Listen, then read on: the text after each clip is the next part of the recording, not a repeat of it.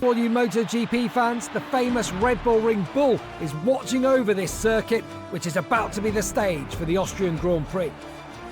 In a few moments, we'll move to the main straight to watch the start of the MotoGP race.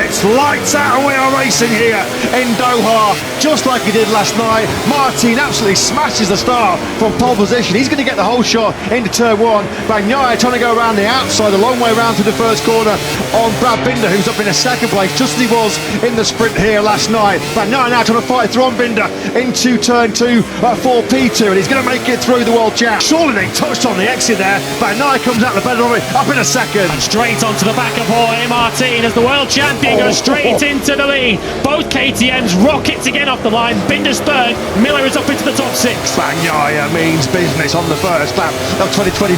Brilliant, super aggressive by the world champ. He backs that factory Ducati into turn six. This is aggressive. I've seen Bagnaia on the opening lap of the Grand Prix for quite some time. He knew he could not let Martin get away or get into his rhythm at the front. He's so good at leading and managing the pace, isn't he, ahead of the Grand Prix? But Bagnaia has executed his plan A to perfection. That was brilliant a statement, start, wasn't it, from the reigning world champion? We're worried about Aleix Espargaro. Where would he be on the first lap? He's down in 8th place now because that's Alex Marquez going through him. So it's all going wrong on the first lap for Aprilia. Aleix Espargaro is now 8th. Maverick Vinales 13th, and we all know what Trackhouse has been up to so far. Marc Marquez has wasted little time in picking off Enea Bastianini. So Marquez on a 93, but it's strange to see the 93 on anything other than a Repsol Honda, isn't it, in MotoGP? 11 years in the Premier Class, all on the factory Honda. There he is in 4th place, having already got through on the beast.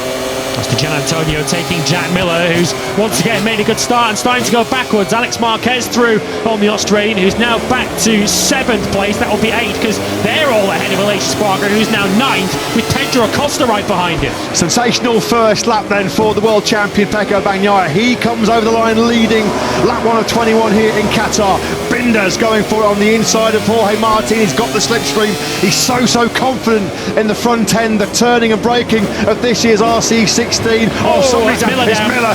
Jack Miller's bailed out in turn 1. He went backwards, unfortunately, with an anti-wheelie problem on the electronics last night in the sprints, and he's going to be furious about that. Miller then rejoins the race right at the back of the pack, but Binder on the charge yet again. Acosta straight up the inside of the beast, and he's into the top 6. Oh, love it. Absolutely brilliant.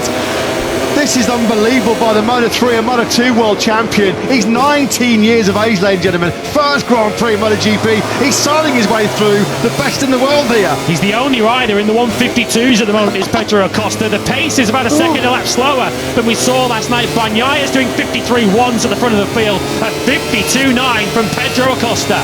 Absolutely incredible. We're already running out of superlatives, aren't we, to describe this young man.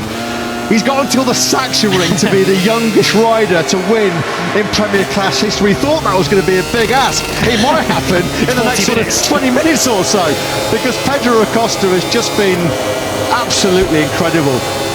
Martin now back through into second place up the inside of Binder. That was the textbook move, wasn't it, by Martin going through turn 10. Beautifully done. Loving the work there of Martin. That was the classic move. Further back then, there's Acosta. He's going to be surely through on Alex Marquez sooner rather than later. Well, the first rider that Pedro Acosta actually passed in his MotoGP career had to be, didn't it? 8-time world champion Marc Marquez, right at the start of that hectic sprint here last night. This is going to be mouth-watering, isn't it? Very soon. If Acosta can make it through on Alex Marquez, it's the old master, isn't it? The 8 times world champion. Here he goes, wasting precious little time on the inside of Alex Marquez. He's now in a Marquez sibling sandwich, isn't he, Pedro Acosta? These are the kind of battles we were hoping would rage in 2024. Marquez, the older generation, the senior statesman, against the new young blood of Pedro Acosta, who is on the charge, smelling blood here, the shark. What's all the fuss about? I thought MotoGP was supposed to be difficult, he says, as he comes through in Alex Marquez. This is a battle that many have waited years and generations to see.